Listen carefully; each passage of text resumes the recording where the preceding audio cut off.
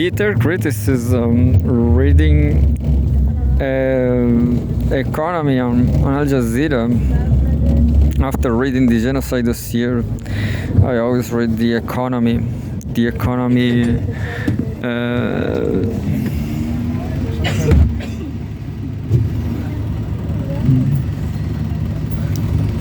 The economy top.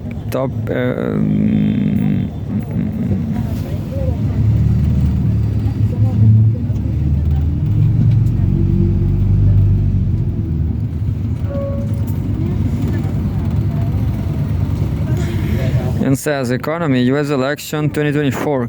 Trump calls for taking other nations quote companies but quote Trump calls for taking other nations companies but lays out few specifics. Trump has not answered specific questions about his ideas that could change their impact and how much they cost. We have a photograph.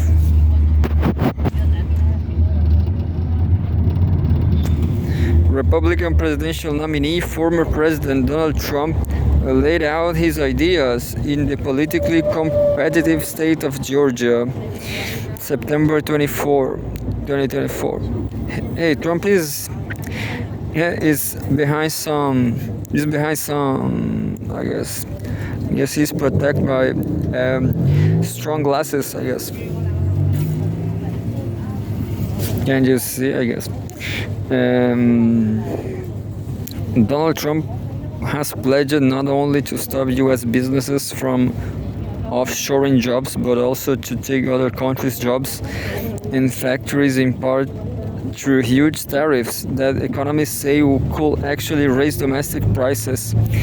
Among the ideas the former president pitched in Georgia on Tuesday was cutting the corporate rate from 21% to 15%, but only for companies that produce in the United States. His opponent, Vice President Kamala Harris, wanted to raise the corporate tax rate to 28%. It had been 35% when Trump became president in 2016, and he later signed a bill lowering it. Quote, "We are putting America first," Trump said. "This new American industrialism will create millions and millions of jobs," end of quote. The former president has pressed Harris on the economy and has proposed using tariffs on imports and other measures to boost U.S. industry, even as economists warn U.S. consumers will bear the cost of tariffs. And other Trump proposals like stagging the largest deportation operation in U.S. history. That did not stop Trump from declaring, quote, "If you don't make your product here, then you will have to pay a tariff, a very substantial tariff, when you send your products to the United States." I remember he said something like the double from China. Lack of specifics. Trump has not answered specific questions about his ideas that could change their impact and how much they cost. He has not specified, for example, whether his US-focused corporate tax cuts will apply to companies that assemble their products domestically out of imports. The former president wants to personally recruit foreign companies and to send members of his administration to do the same. But he had a spotty record in the White House of attracting foreign investment. For example, Trump promised a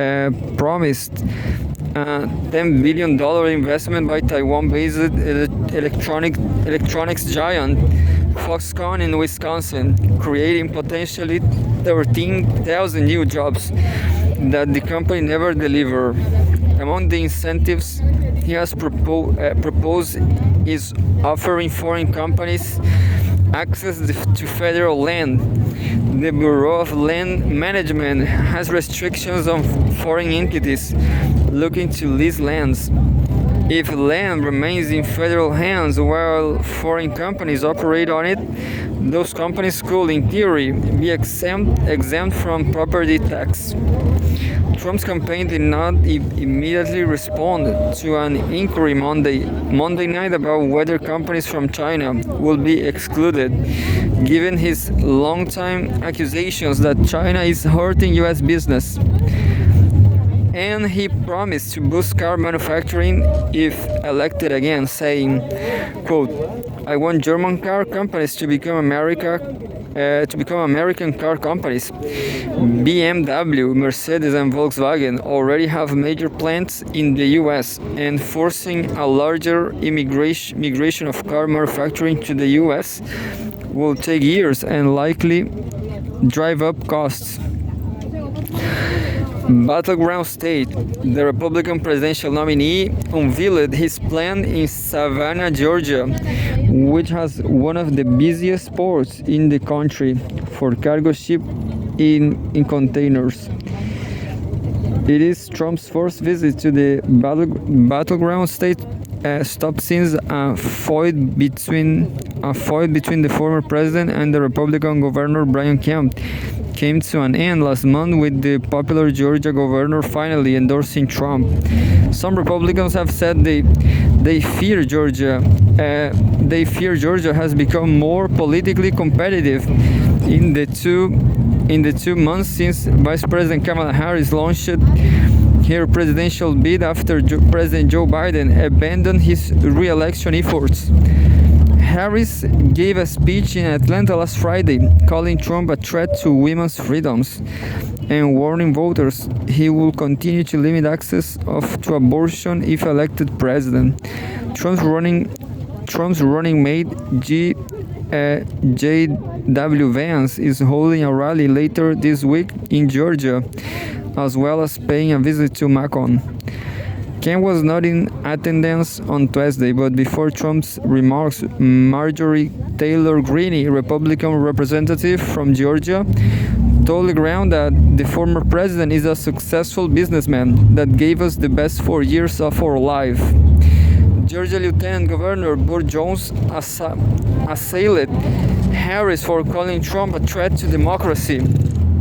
Jones served as a fake elector and falsely attested that Trump won the 2020 election that he actually lost to Biden.